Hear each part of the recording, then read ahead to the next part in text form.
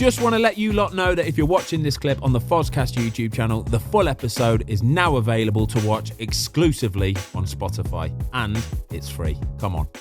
With regards to like insurance and payouts and stuff like that, were you insured at the time of retirement or anything like that? Throughout my career, injury insurance is obviously a big thing now. It's become more of a thing in the last like 10 years. So the first thing my current agent, which I met him 8-9 years ago, the first thing he said to me was, when I met him, was, "Have you got injury insurance?" And I said, "No. Like, why would I need that?" I was on like Wickham. I was like 300 quid a week. I was like, not saying that's nothing, but in the grand scheme of things, it's like, I said to my dad the other day, I was like, I don't know how I lived on that at the time, and I don't live an extravagant lifestyle, but like, thank God they were there, and I was sponging off mum and dad for, like, they didn't take nothing off me, they never would, paying for meals, etc. And I was just like really grateful for that. But I had a good, healthy load of injury insurance throughout my career, but the more you injure something, the more, it's like a car insurance, the more you crash, the higher it goes, and stuff gets excluded as well, doesn't it? So then this little sod down here got excluded from my injury insurance. Otherwise, I would just been paying stupid money for insurance that wouldn't have, it wouldn't have worked. So every part of me was insured apart from my knee. So I knew that when I made this decision, I've got to understand that, you're fine. You've played for these clubs. You're going to have a great injury insurance. Yeah, I did, but it doesn't cover general wear and tear. Yeah. Same as a PFA. It's because I've spoke to a few of them. I just said, can you send me some courses and stuff? I want to keep myself busy. And they said, we got into chat about why. And then they said, we can go through a claim. And I'm just like, don't bother. You're going down a dead end. Really? Purely because it's literally like your brake pads on your car. It's just wear and tear. Yeah. So I was like, okay. But then when speaking to the surgeon, the last time I saw him, he said, you're in a position where, you've had loads and loads of recurring injuries, but you did have one time which has ultimately ended your career. And I was like, when was that then? Because I haven't done anything lately. I haven't like gone and torn it, or I haven't had a moment where like I've been smashed up in the air and I can't, But he was like, well, when you were 18 and you tore your meniscus, he said, I don't care what surgeon you are. I said, I've been doing this for years. It's never the same. He's like, so that has ended up in the reason why your whole career. And I was like, okay. He was like, and you could go for a claim. He said, but it'd be tedious, it'd be long.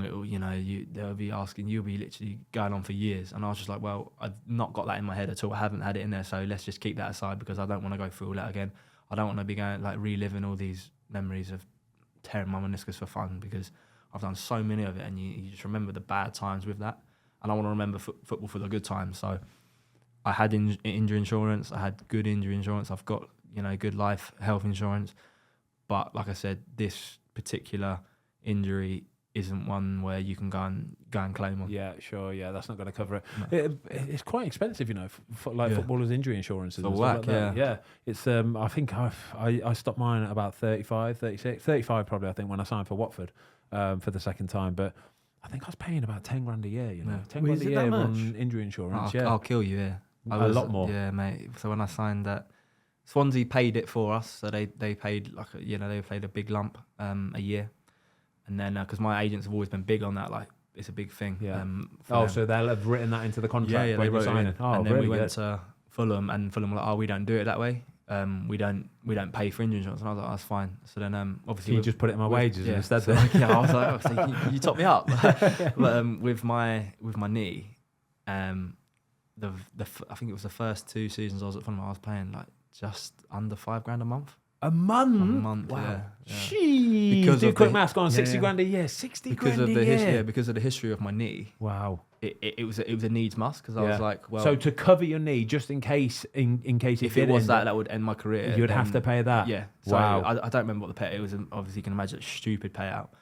But it was like I said, like car insurance. I look back now and I just think, God, I could have done so much more with that money. Imagine, because it's ended up doing me anyway. Right, yeah. 60, but yeah, and then it got to a stage where like it was just the more, like I said, the more you tear it, regardless of your contract. Obviously, it's got to cover whereabouts you are with that and that. Like, I was speaking to a few of the boys on a coach one day, and I was like, "What's your injury insurance?" And I was like, "Because I feel like mine might be a bit expensive." And they were saying like, "Yeah, like 8-9 grand a year or whatever." I'm like, thinking like 700 quid a month, and I'm just like, what? Just like, nah. I was like, what you insured for? Like, what are you going to get with that? Squad insurance. Yeah, I was like, what are you getting with that? And then, but looking back on it, like I'm glad I made it. Obviously, it financially, looking back, it's big numbers, but I've made them decisions, and you know, you learn from them going forward, and that, like. But you know, like, speaking of insurance, you know, like insurance companies, like footballers, like, you know, like the companies who were going, I'm not naming any names, but they'll go and say, oh yeah, we've done your injury insurance for this long, or we've done your car insurance. Yeah. Do you want us to just automatically renew? Hello, mate, send us this. We're gonna order it. So like, I'll give you a case. Like this summer, my car insurance was up, and it was like, oh hi mate, we're gonna reinsure. Have you got the same car? I was like, yeah, same one. And he went, okay, so this is your renewal quote. It's like, I think it's like 3,200 quid. So it's like, it's gone down 150 quid. And I was like, oh, that's all right. I was like, it's gone down, buzzing. I'm like, let me just have a check. I was like, because let me just have a little look around, because I've got, like I said, like this is probably one of the times I was actually using my time quite well. And I was like, let me just get on, like, compare the market or whatever it was.